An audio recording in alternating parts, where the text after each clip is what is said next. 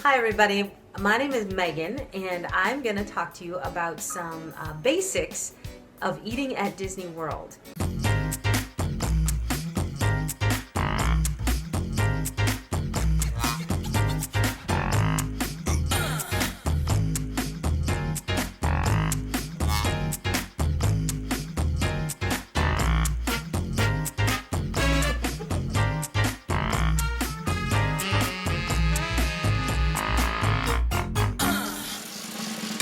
Now, my family and I, we love Disney World, and in fact, we've been to Disney World probably over 20 times, even though we live quite a ways away from Disney World. So I'm just going to give you overall different options that you have when you visit Disney World as far as dining goes. So Disney breaks its restaurants into about two basic categories. The first category would be a counter service. That's what they call counter service, where you walk up, you order your food, it's prepared quickly, and then you take it back to a table that you find yourself and you eat. So kind of like fast food. But a lot of Disney counter service you can find has great nutritious options, good food. It's not all just burgers and fries or fried chicken or whatever you think of as fast food. So those counter service is a really good, affordable for Disney, affordable option for feeding your family in the parks. There are counter service restaurants in every single park. Every single Disney resort has a counter service restaurant, and most all the resort restaurants serve breakfast all the way through until late at night. They're open, some of them open all through the night.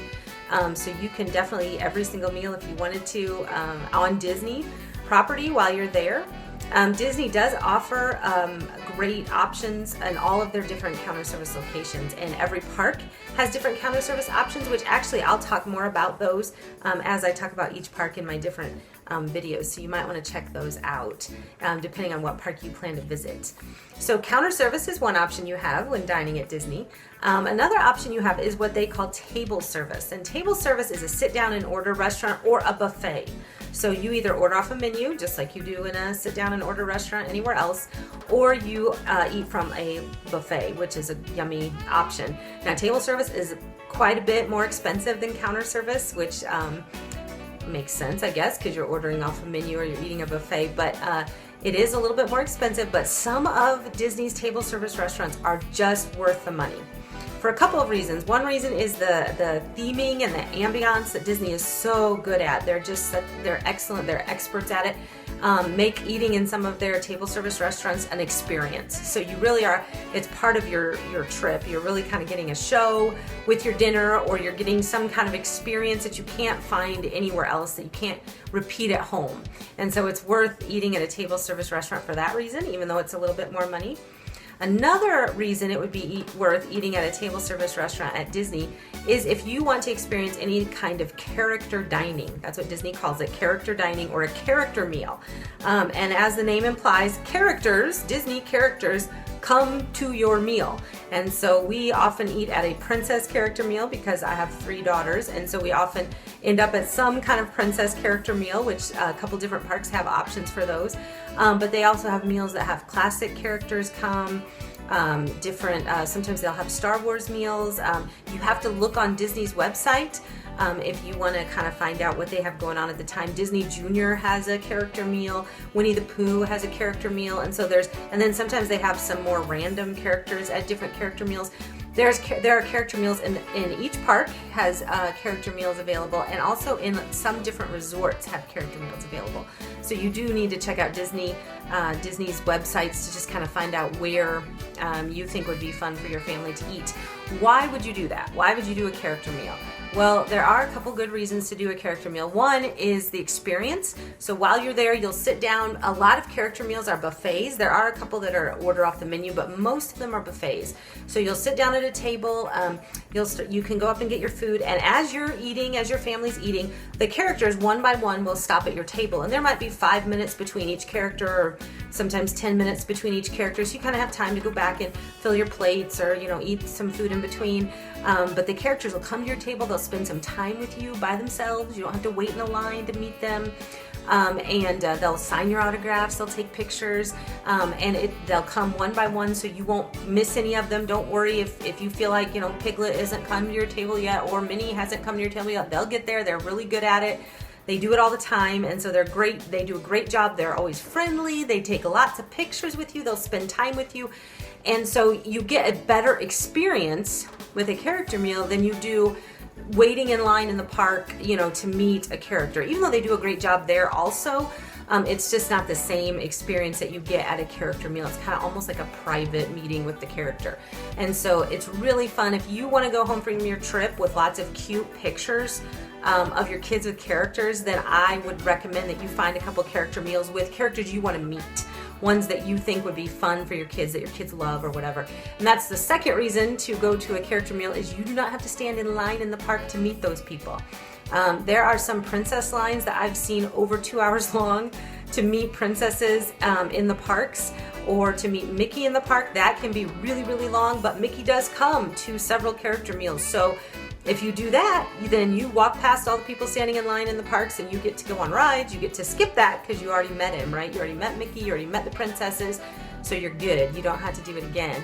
So that is my second reason why a character meal is worth it. So if you're interested in that, then I would look on Disney's website, because they do sometimes throughout the year, they'll offer special character meals where they might have a few special characters appearing at a meal for a short period of time. So check that out when you're going, to make sure that you know who's going to be appearing when and all. But then they also have characters who appear all the time at set places, and usually those meals are breakfast and lunch. Sometimes they're not dinner, so you need to check that out too, to see what time of day would work best for you.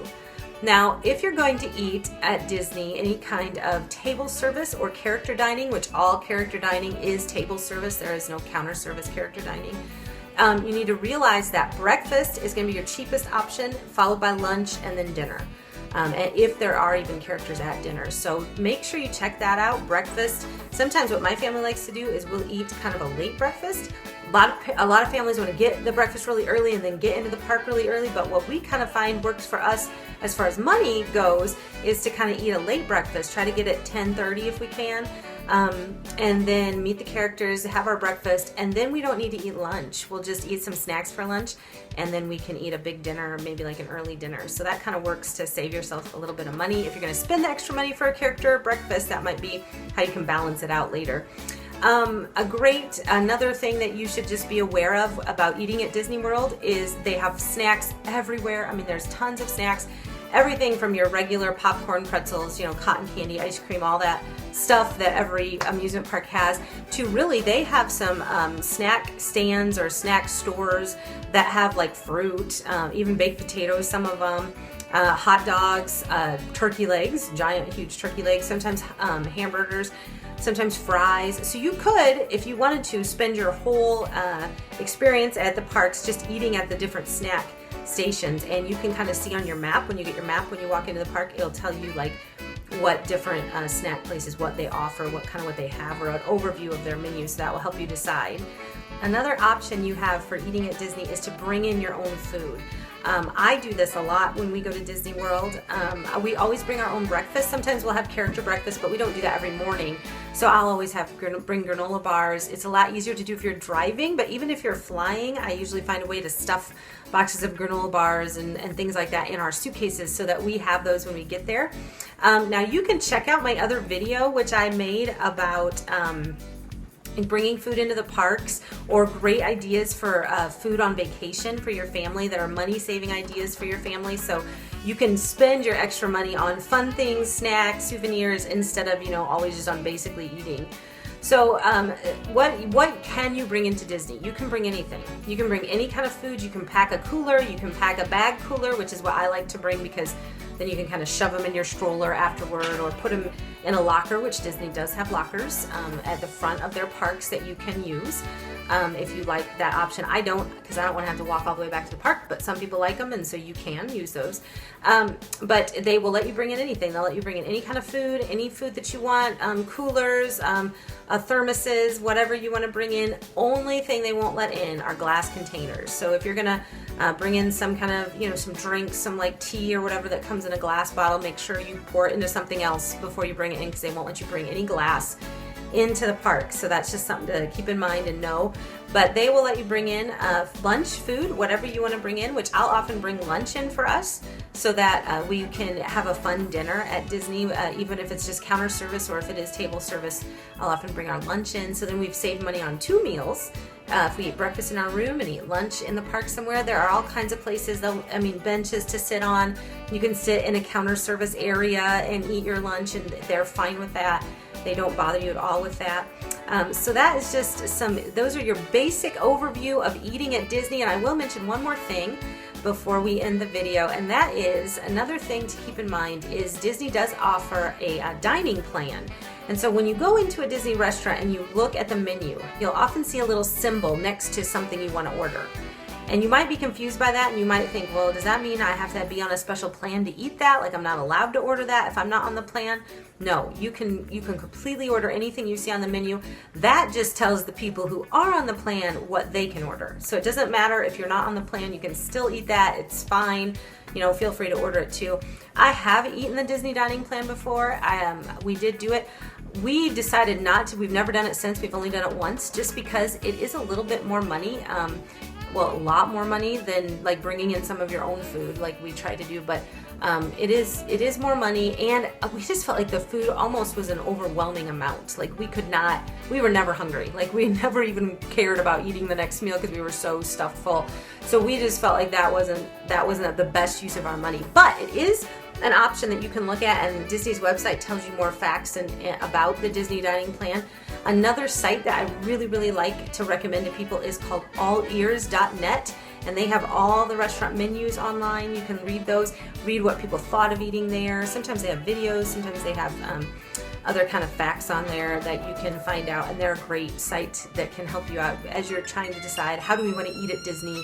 How's this going to work? Well, thanks for watching, and you can check out my other videos about how to travel around Disney World and other places on my channel, Travel Mom.